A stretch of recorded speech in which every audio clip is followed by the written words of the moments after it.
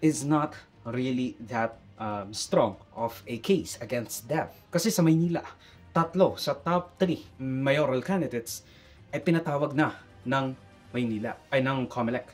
Si incumbent Mayor Hani Lacuna, Representative Sam Versosa, and the frontrunner or aspirant, Mayor Isko Moreno. Tapos sa Caloocan, si Alang Malapitan with his 3,000 sa Galino Court or some shit like that. You know, I'm voting for Trillanes.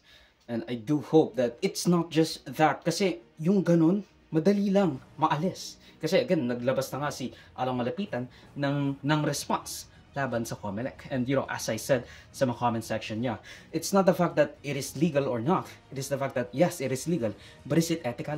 Kasi masyadong malapit sa eleksyon, tas namimigay ka ng pera. That sets a bad example. You might have been following the law, but you're not following the spirit of the law.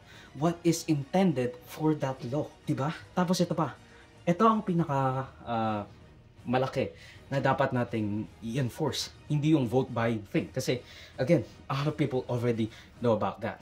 Ang sinasabi natin, dapat gawin natin 10 pesos or 100 pesos per candidate or per person ang pwedeng gastusin ng isang kandidato sa kanilang saklaw na representante. Kumbaga, kung mayor ka, buong city mo, the voters for that would just be plus times 100 pesos, and that's the only available amount that you could spend. Kasi nakikita ko si Alang Malapitan, alam mo, 3 distrito.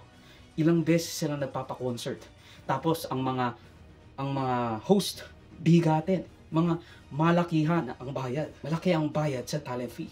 So, hindi dapat natin masyadong pinupush yung the fact na yung nag-vote buying sila, ganyan-ganyan. Kasi kapag natalo yung sinasabi natin vote buying, ano na lang mangyayari? Di ba? Like, mas lalo pa silang lalakas sa kanilang distrito o syudad.